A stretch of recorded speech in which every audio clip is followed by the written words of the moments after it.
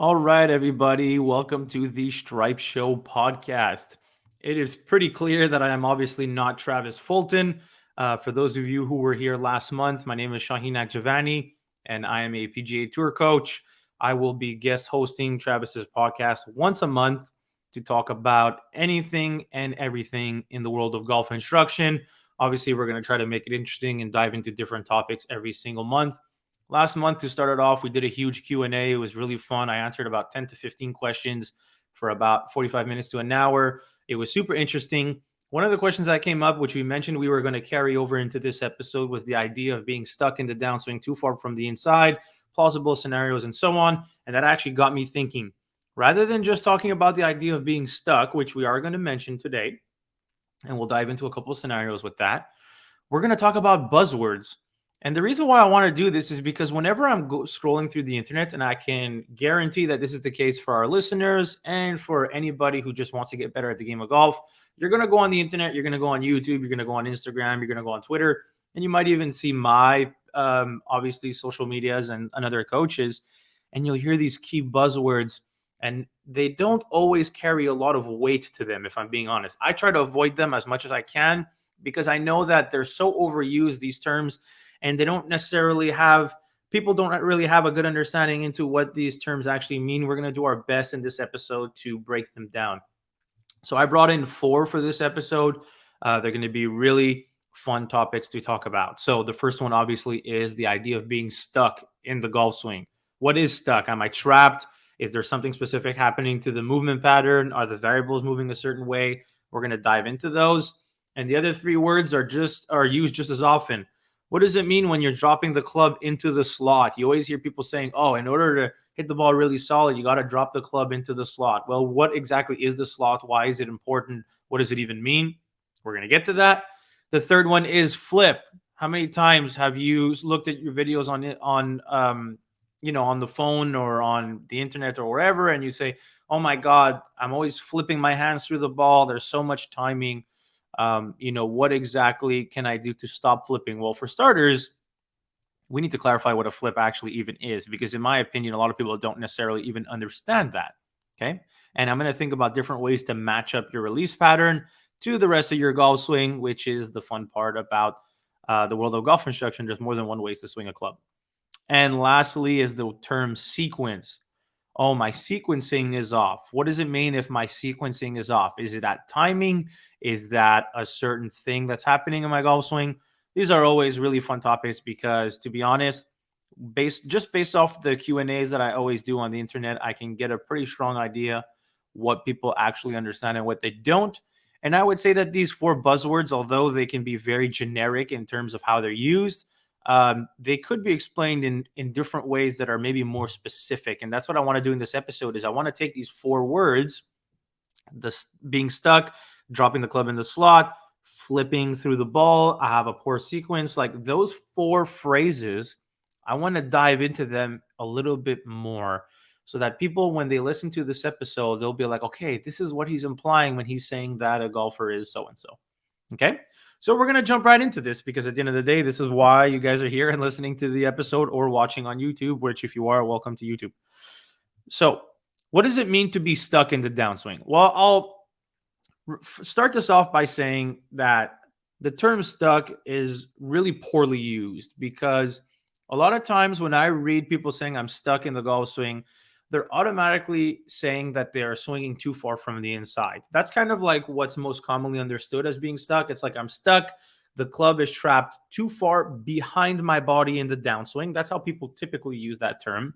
And I cannot square it up in time because the club is coming from a position that is so far behind me. My path is too far from the inside. And a lot of times the common misses that you're going to experience when you are stuck, or the way in which people use that term, is I am either going to hit a big block if I'm a right-handed golfer to the right, or I'm going to flip the hands over. Fun conversation we're going to get into later. And it's going to become a snap hook. It could be a pull draw or whatever, right? Well, what is stuck? Well, to me, stuck doesn't necessarily imply swinging too far from the inside. I don't like to use those 2 words in unison because the reality is Yes, there are a lot of golfers who swing too far from the inside and they are actually stuck in the downswing, which we're going to talk about. And then there are other golfers who just swing too far from the inside, but they're not actually stuck. And this is the fun conversation about it. When I think of the word stuck as a coach, the way I see it is the golfer is unable to rotate freely through the golf ball, meaning something was out of position at some point in the downswing. Their body then had to do something crazy at impact as a compensation. And as soon as the body does something crazy as a compensation, the golfer got stuck as a result. So the idea of being stuck in the downswing is an effect, it's a consequence. It's not the actual problem itself. How do I get unstuck? Well, for starters, we need to know how you got there and why you got there in the first place. And the reality is, it's not always the same for everyone. Not every single golfer who's quote unquote stuck in the downswing is doing it the same way. I mean, that's just not the reality of it. So when I say that a golfer is swinging too far from the inside, but they're not necessarily stuck, what does that mean? Well, what it means is if I have the ability to rotate well through the golf ball and I can turn the corner with my body and I can get really open at impact, and as a result of that, the way my hands move through impact are not very flippy, which again, we're going to talk about that later, right? There's not a ton of club face rotation through the golf ball.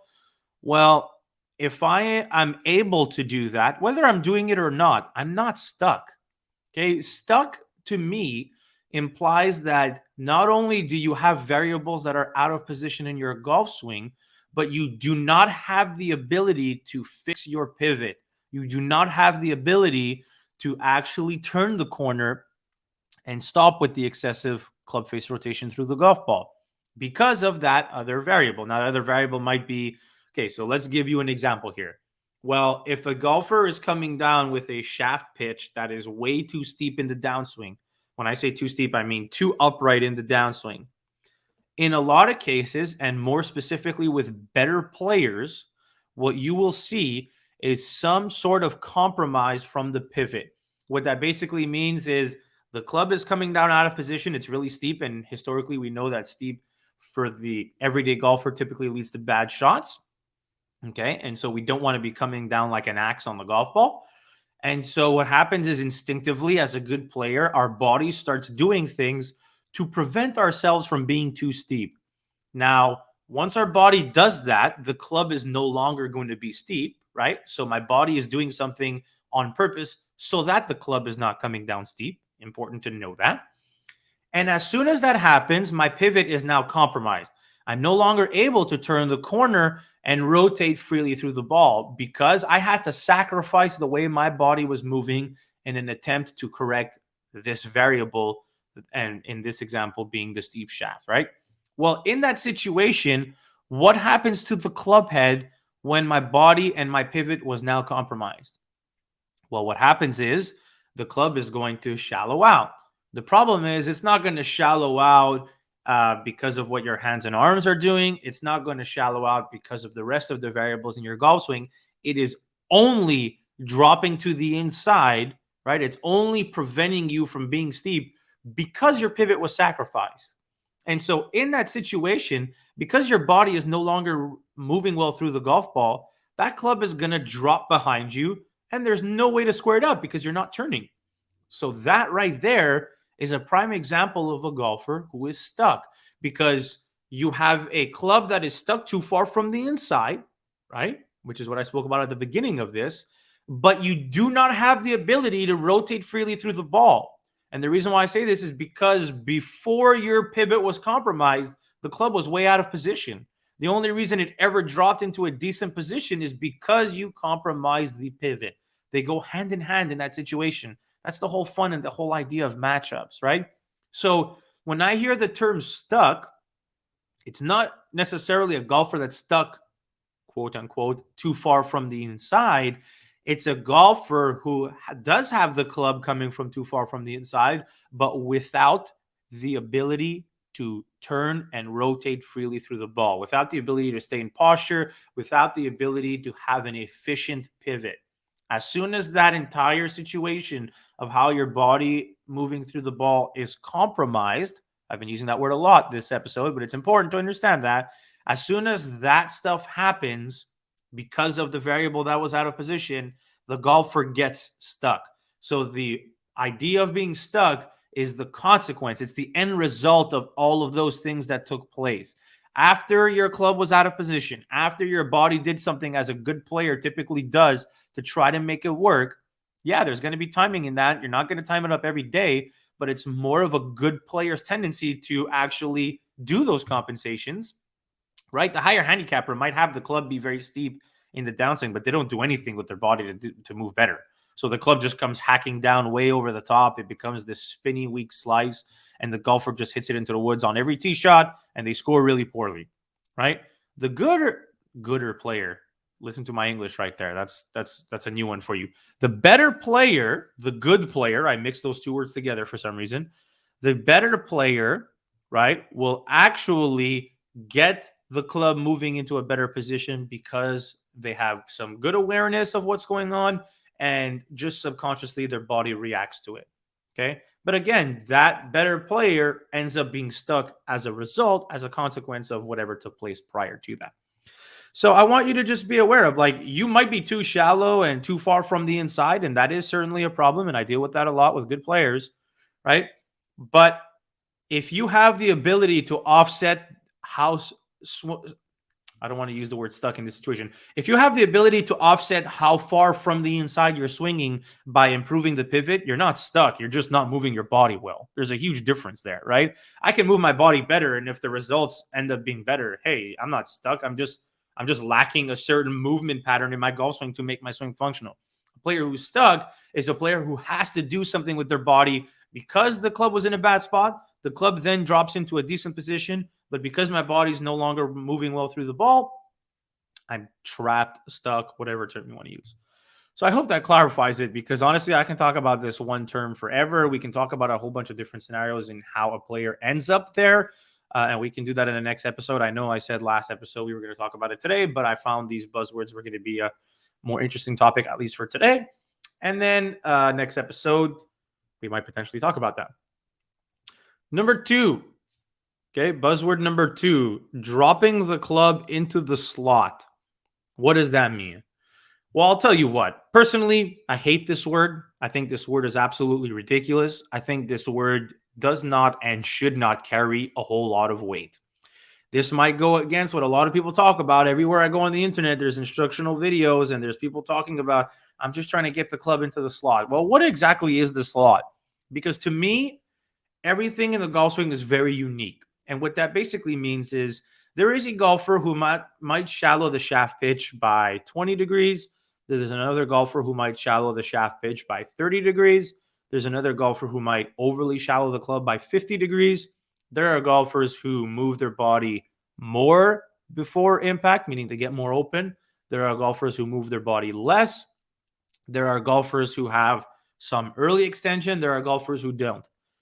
Depending on the severity of all these different elements that are going on, right? The club might be too far from the inside, too far from the outside, or somewhere in that spectrum, somewhere in between that. Meaning the club might look like it's coming down right down the line of the hands. It might look like it's inside the hands. It might look like it's on the outside of the hands coming down. But also the hands themselves can be closer to your body, further from your body. There's so many different things happening with how our body moves, how the club moves, what the club face looks like. How can we even say what the slot is? What do you define as the slot? Because the way in which I've learned to read that buzzword on the internet is if a player drops the club into the slot, and I say this with quotations if you're listening to the audio version of this, right? If you drop the club into the slot, you're going to have a good result. Well, I'll tell you what. There are some golfers who shallow the club more, but also rotate more through the golf ball, and the club might look like it's in that position that you're talking about. There are golfers who shallow the club less, but also rotate less. If those two elements match up well, that golfer might have the club look like it's in the exact same position coming down as the other one. Well, how can you define what that position is? Because if my body moves differently or if the club moves differently, those positions are completely out of whack, right? But those are two different ways of going about it. I might have less rotation at impact, but the club looks like it's in that same spot in the downswing in terms of where it is in space as another golfer who's more rotated at impact. But because they drop the club more behind them, the club might look like it's in the exact same position coming down. But they're happening in such different ways that, like, to use such a generic buzzword doesn't make any sense to me. The golf swing is, in reality, a very complex formula. It's a super long formula that has a bunch of different variables to them, and you're going to associate a bunch of different quantities to every single one of those variables, meaning the amount of forearm rotation a player has, the amount of flexion or extension that a player's lead wrist has, the positioning on the club face depending on the grip, which is dependent on also the wrist angles, the amount my body rotates, the amount my body tilts up and back. Look, I am not the coach who's here to discourage people, but at the same time, I'm also very realistic with my coaching. When a player comes and sees me, I want them to understand what is going on in their golf swing. Now, I might explain it in a very general way. I might not use big words. If it's a beginner player, by no means am I going to start using complex terms. The player is going to be discouraged and they're going to be lost. That's not my job as a coach. But I'm very realistic in terms of I want my players to understand what's taking place. In order for me to do that, because there's so many moving pieces, I need them to understand which of those pieces is out of position. I'm not going to talk about the whole spectrum, but a player needs to know where the problematic area is. That problematic area might be the way in which the lead arm is moving. It might be the way the club is moving. It might be how fast or how slow the club shallows. It might be how well or how poorly the body moves. It could be so many different things. It could be a setup problem. Why are we using generic terms in 2021 going on 2022 in 2 weeks? Why are we using such generic terms like in the slot? We're able to quantify things to the decimal point on launch monitors, but people are still using these buzzwords that mean nothing to no one. What does in the slot actually mean? I'll tell you what I think of it, okay? I think that when a player is telling me they're dropping the club into the slot, that they're swinging somewhat from the inside and the shaft angle is shallowing a certain amount.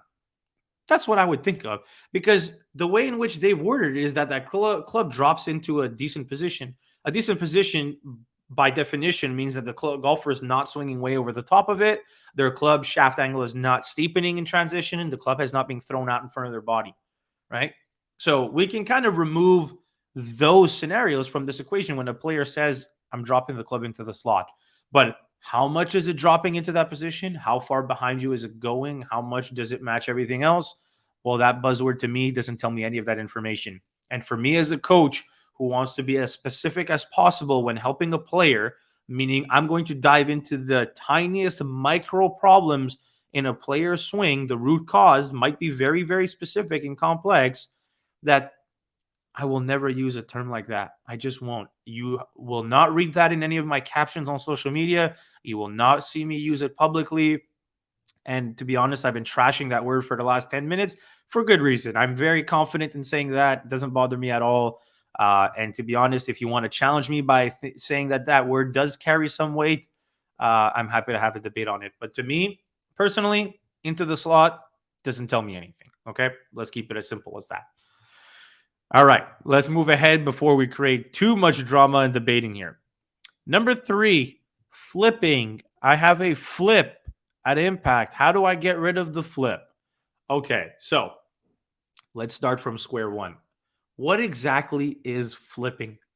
Now, people typically will think of flipping as an excessive amount of club face rotation through the golf ball, meaning I'm coming into the golf ball with a certain club face angle. That face angle is not staying somewhat passive. There is a lot of rotation on that club face. The toe of the club head is turning over really fast. Okay. For starters, every single golfer in the world has some form of club face rotation through the golf ball. Okay. This is super important to understand. There are 0 golf swings on the planet that have 0 club face rotation. That does not exist. It doesn't. If you come into the golf ball with a club face that has 0 club face rotation on it, the odds are your ball is aiming or finishing significantly far right as a right-handed player or way left as a lefty, meaning a huge block. Okay. In order for me to have less club face rotation through the golf ball, certain things need to be taking place. Meaning, I don't mind a word like flipping because it gives people a clear-cut visual on what's happening with the club face through the golf ball. What is happening with the club face? Well, the club face is rotating really aggressively, right? So you can, I don't want to say quantify, but you can look at visually flipping as how much is the, or how quickly is the toe of the club head turning over the heel side through impact, right? So there's a clear-cut understanding more or less in the golf industry on what flipping actually looks like. Now, how do you quantify if you can get rid of it? Well, this leads into the matchups just like everything else. Unfortunately, that is just the reality of it. Number one, the slower the body moves through the golf ball, the faster the hands are going to move through the golf ball. The faster the hands move through the golf ball, the odds are the more club face rotation you're going to have. So you have to look at it like a ladder with steps. There are tiers to the amount of club face rotation that a player has. If you want to have less, you better create a golf swing that has the body moving through the ball. As soon as the body does not move well through the golf ball, there's a ripple effect that takes place. And the end of that ripple effect, the end of that chain or that formula is leading to a lot of club face rotation, aka flipping. So, what happens if a body is not moving well? Well, think about if you just stand straight, okay? And you can put yourself into like an impact position. I don't know why I said stand straight. Let's just say go straight into an impact position, pretending to hold a golf club. It can be an air swing with no club in your hands, doesn't matter, right? And all I want you to do is leave all the variables alone, meaning keep them consistent. Don't move your hands or arms further or closer to your body. Keep everything the exact same and kind of locked into place. Okay. If I were to just simply spin you like a top towards the target, meaning you are getting more open rotationally. Okay. As you do that, you're going to notice 2 things are going to take place. And this is unanimous across the board for any golfer who adds rotation of their body. Number 1, the path of the hands are going to start to arc inward through impact. What does that mean? It means that as a right-handed golfer, which is what I am and what many of you are, the more my body rotates through the golf ball, as I am rotating, my hand path is arcing inward. If this relationship between my arm and my chest does not change, the relationship on what my wrist angles are doing does not change, right? Let's just assume everything is constant for the sake of this conversation. If my body simply rotates through the golf ball, as I do that and I keep everything else alone, or I leave them alone, I should say, you're going to start to see my hand path arc inward. As I do this, okay, you are going to see that the rotation of my forearms and my wrists are going to slow down. What is forearm rotation? Well, basically stick your arm out, right? So stand up, stick your left arm out, and let's say you point the palm of your hand to the ground. So I'm holding my left arm out here. It's pointing to the ground, right? Well, if I take that left hand or that left forearm and I completely rotate it over, well, now let's say the palm of my hand that I stuck out is pointing to the sky. And I went from having the inside of my forearm looking at the ground to the inside of my forearm looking at the sky, matching the palm.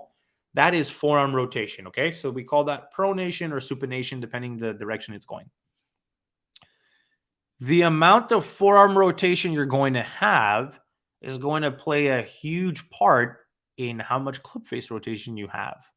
So in order for you to stop what people would call flipping, right? In order for you to stop flipping, you need to have the forearms slow down through the golf ball. The way in which you slow down the forearms through the golf ball, okay, is to get the hand path arcing inward. The best way to do that is to get the body rotating. It's a cycle. So if you want to stop flipping through the golf ball, You can work on all the anti-flip drills you want. There's videos of them all over the internet. I probably spoke about this last episode too. You are going to waste your time if your body is not in a situation where it can continue to rotate. So whenever a player comes to me and says, I hate the fact that I flip, I hate the fact that I have a lot of club face rotation, well, you have to look at everything from square one. You can't just give them some drill of like an alignment stick through the grip and you're holding it. And, I've seen that video on the internet. I'm sure a lot of you have as well, where it's like let's say you're a right-handed golfer. The alignment stick is being held between your left hand and the club, and the alignment stick comes up to the side of your body. And obviously, if your hands turn over too fast, that alignment stick is going to whack you into the side. If that drill promotes your body moving better, I'm fine with it. But if all that drill is doing is just whacking you into the side and preventing your hands from turning over, as soon as that stick is not there, your hands are going to turn right back over. It's just not really helping you. Okay, so these are things to kind of consider when you're looking to improve your golf swing. So when I think of flipping, I think of excessive forearm rotation through the golf ball. At the end of the day, that's what it is.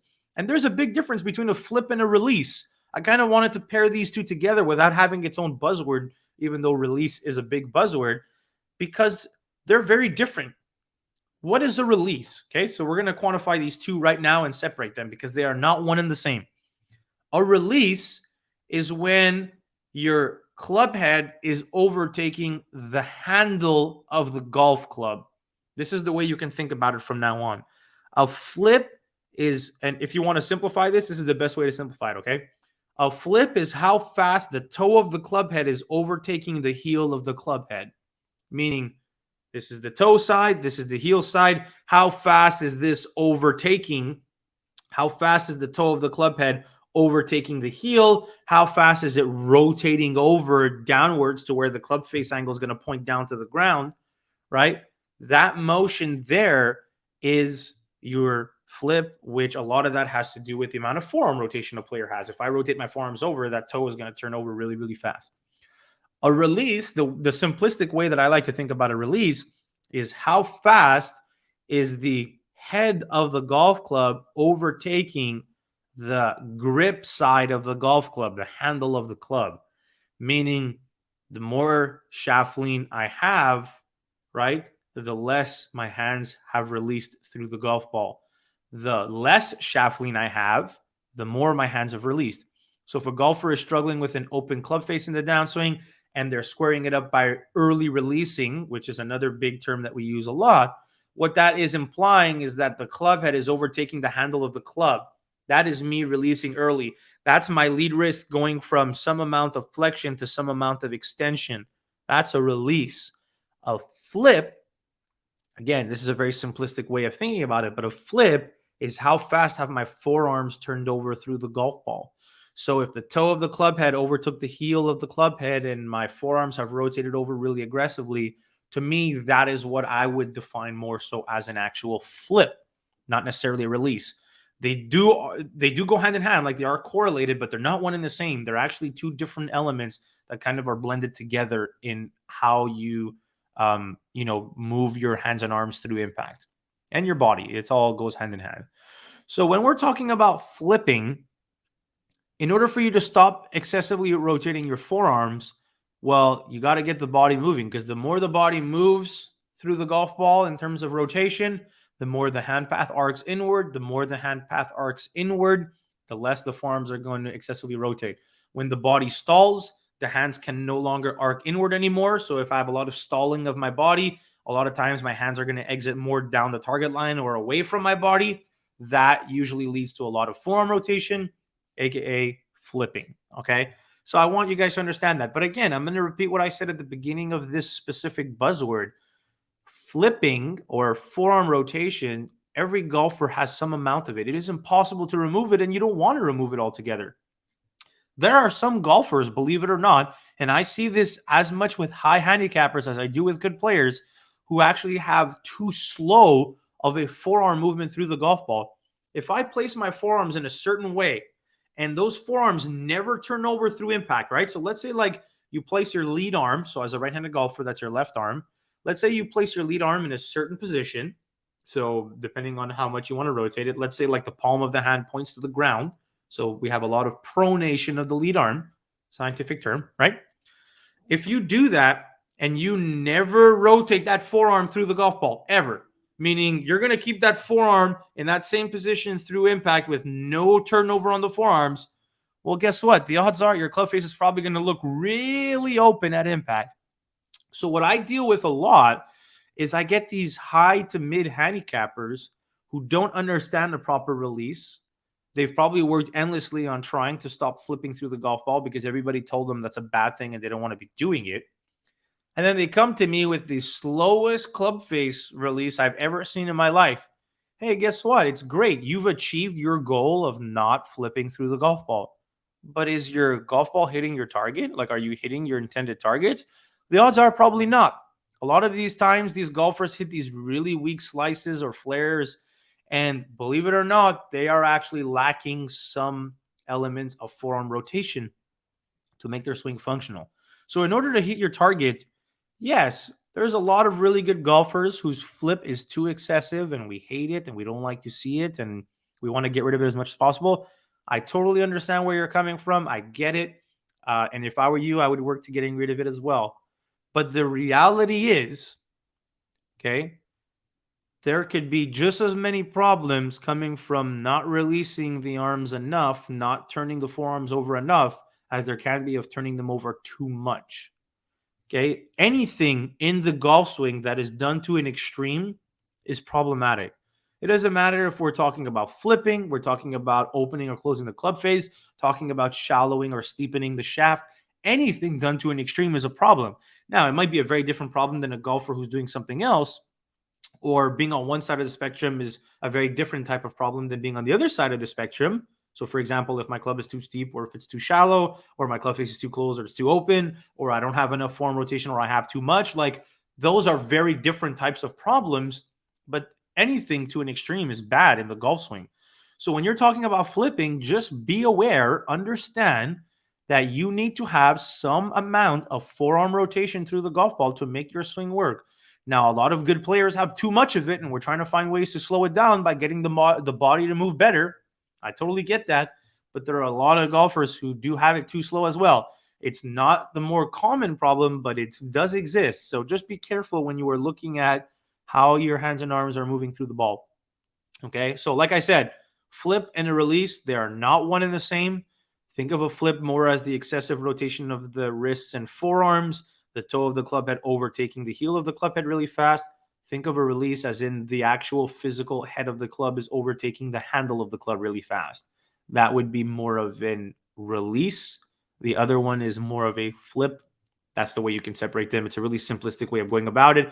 And it gives us a better understanding if you're talking about your golf swing, what's actually taking place, assuming we're unable to see the video, because a lot of times I'll do Q&As and people will send in questions. But like, if you don't word your question properly, or you're asking something very general, it's really hard to give specific concrete advice that will help you with your personal golf swing if the information isn't worded well, or if it's too generalized where it's not actually being specific about where your problems are. Okay, so I hope this information helps. I know it's very complex. I totally get it, but the golf swing is complex. I mean, at the end of the day, I'm very realistic about it. I said it from the beginning.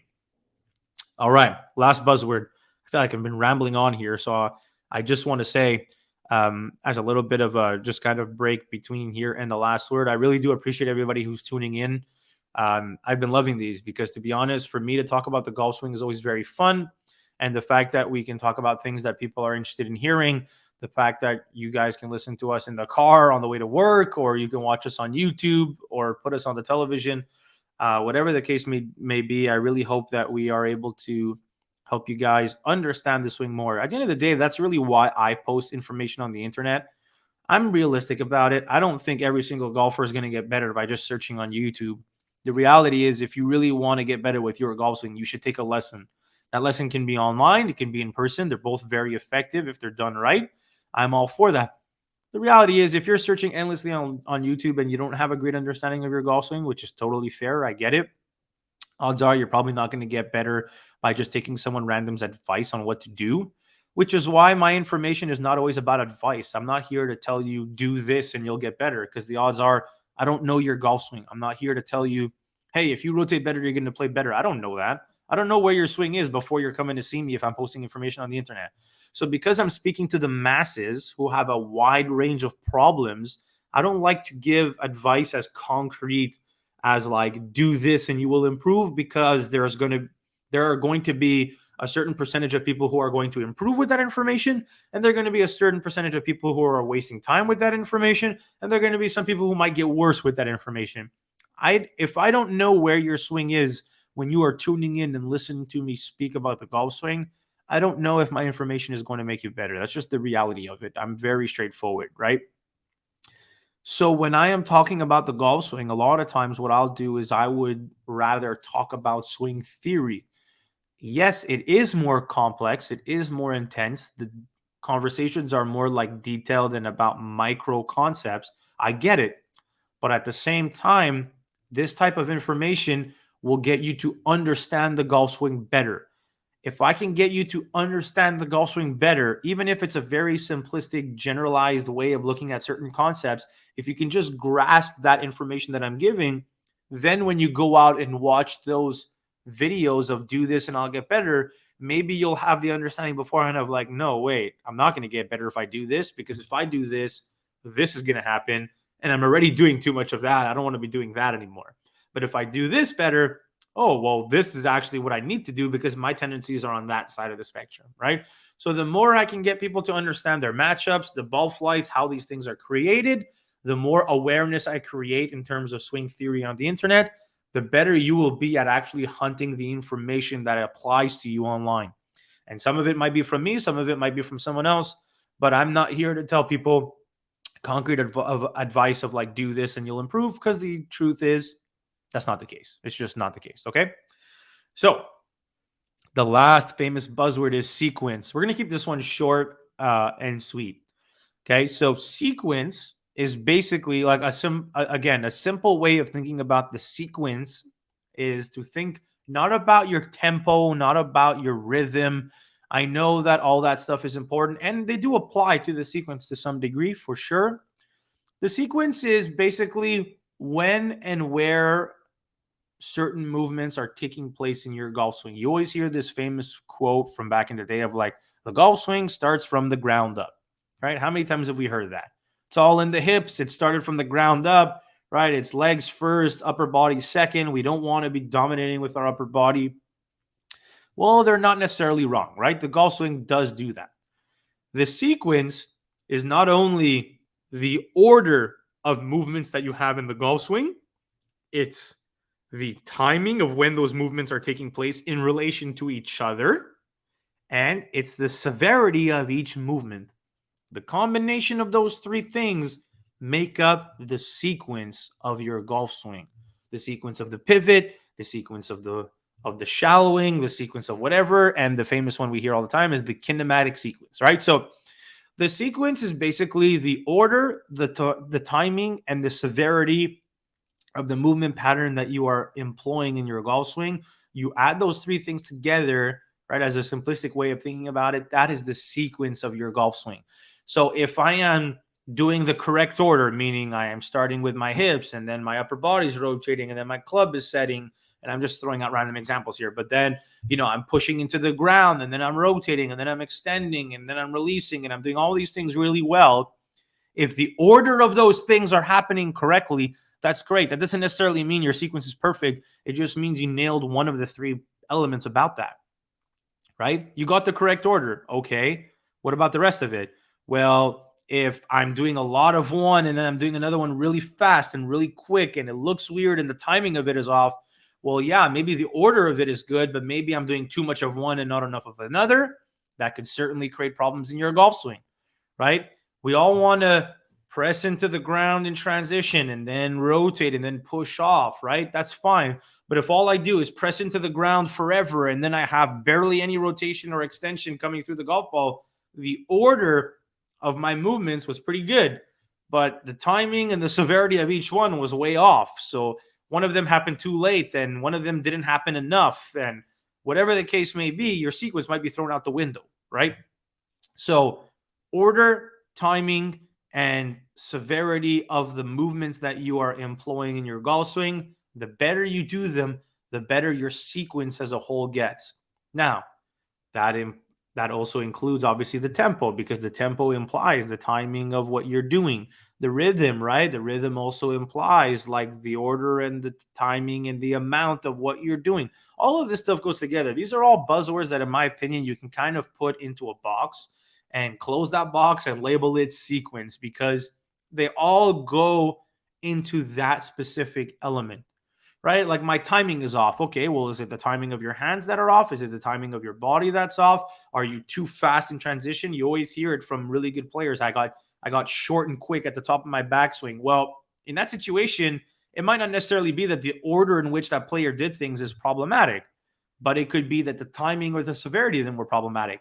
I didn't really finish my turn. So yeah, the order in which I loaded was good, but I never really finished my backswing. My hands got a little too jerky in transition. I never really pushed into the ground well enough. I never rotated well enough. Well, every single one of these things can also be very, very problematic to the sequence that you have, right?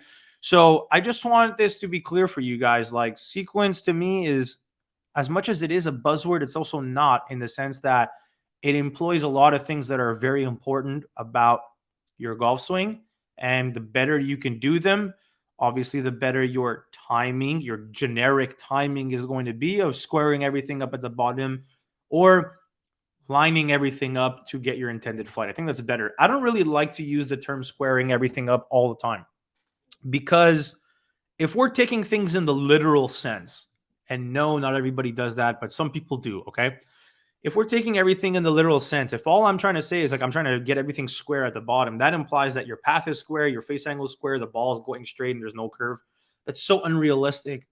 The majority of golfers, I don't know if you guys just heard, like, my voice just kind of got a little stuck there. Every single golfer has some amount of curve to the golf ball. Not everybody is actually dead square at impact. So when we say square things up, I don't literally mean the club face is dead square at impact. I don't literally mean the hips are square at impact or whatever. What I'm implying is you are lining up the variables correctly for your intended shot shape.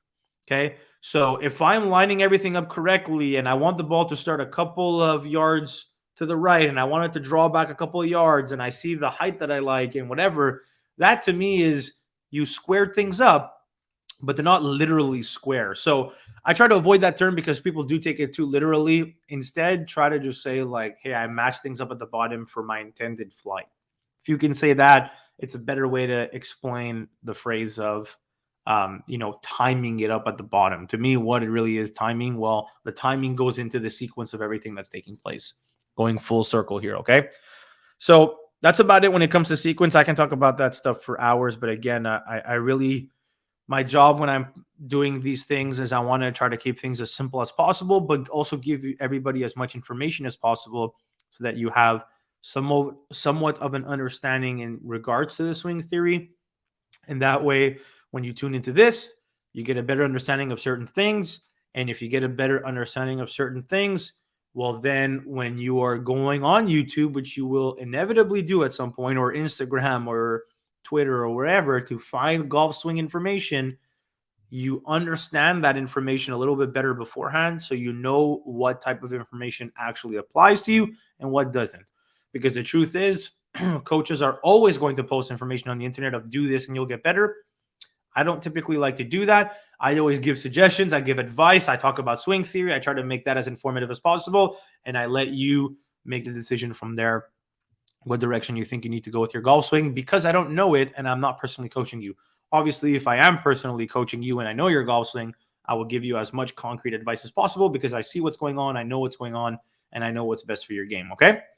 So I hope this buzzword podcast was fun. I know it was really long and there was a lot of science involved, but let's be realistic. Every episode I'm going to do is going to be about the science of the golf swing because, in my opinion, that's where my specialty is. So I hope you guys enjoyed it. As always, it's a pleasure for Travis and Samantha to have me on. They do a great job with the podcast. Everyone on the team is doing wonderful work. And yeah, you'll see me next year. The next episode I will do will officially be into my new facility. So if you haven't been following along, I have been building a new facility in Montreal.